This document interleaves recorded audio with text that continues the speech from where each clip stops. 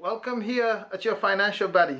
Today we'll be calculating or using simple tools to try sit down and track your monthly net worth, or your overall, what you owe. So we'll be using, I would say, notes, or here I'm using Notability, and I'm creating a very simple table. As you can see, it has different rows and different columns. On the top we have debt, and for this purpose, I can start from probably like January 1st. I will change this.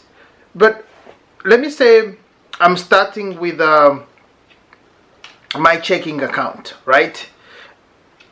I will track money in my checking account monthly, add it to the investment. In this case, I use Icon, savings, retirement, if any friend owes me and stuff like that. So I go by the first day of the month. That way I can be able to track. So I'm starting from December 1st, and let me say in my checking by December 1st it was 700. In my investment I had about 1,000. In my savings I had about 1,000 I had 100. Let me just put 100. And in my retirement, let's say I have 2,000 because I'm fairly new at work, and a friend of mine owes me about 90 bucks. So let's say all this totals up to 3,890, and that's just for December. Now, what happens if in January 1st I happen to also do the same thing? By the same thing, I'm talking about tracking. I want to see how has my savings, my checkings, my investment, my retirement, or people who owe me, how has this gotten better over different months? And all this can be shown with data actually. So let me say in January I did my 100 for checking, 2,000 for investment, 300 for savings, and I have about 3,000 or 2,300. So how can we be able to represent this? Now, different people have different notes, apps. I'm not trying to use an app that automatically tracks my numbers. I'm trying to manually do this, and I think there is a reward in trying to do this on myself or for my own. So here I'm creating a very simple table with notes in Apple, and actually I'm using my iPad. And with my iPad, I'm creating the tables themselves. I'm trying to mimic exactly the same thing that we had going on. And you can tell I have two rows and two columns. I'm trying to mimic exactly the same thing that I hand wrote. And why are we using the notes? I don't know which year Apple was decided to actually make the notes in the app smarter, where some functions, like for example, if you say 1 plus 1 and put equals, it brings you 2. If you put 3 minus 2 and you put equal sign, it suggests what's the answer. So I'm going to utilize these tools to mimic the same thing that I've handwritten. And why net worth? Because when it comes down to being financially independent, you have to play with the numbers. The numbers don't lie.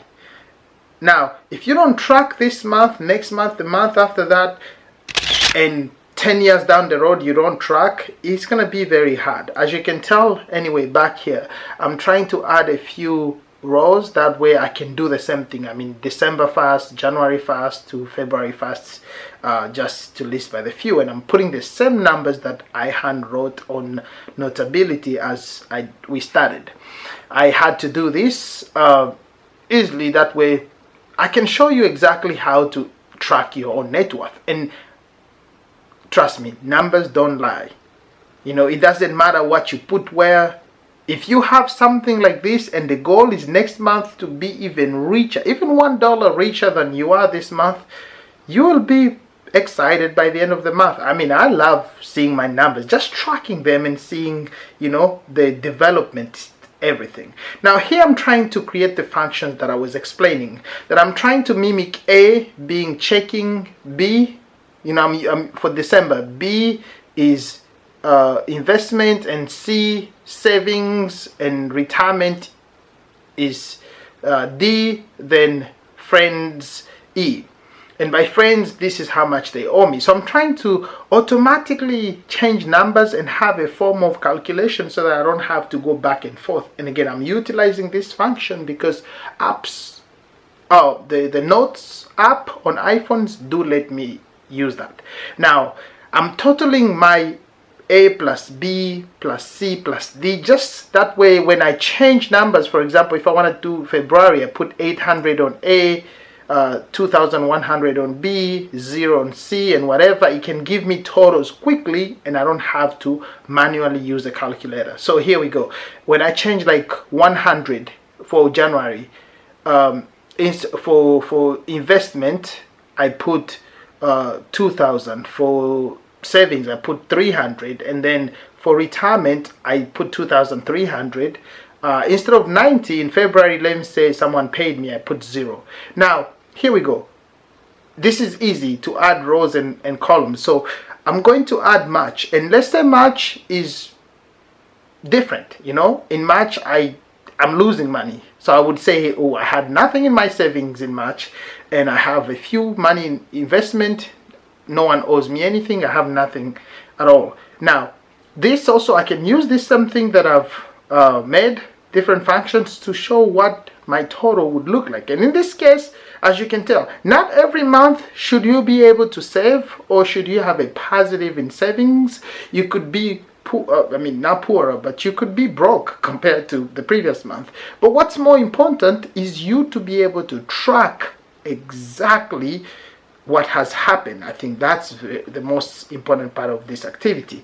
Now you can see I'm doing my monthly from December to January. I'm just subtracting the totals, and from January to February I'm subtracting February's total and January. You can tell easily from February to March I'm also doing that. I did all this in the background so that I could be able to talk to you without stammering. Now, just like that,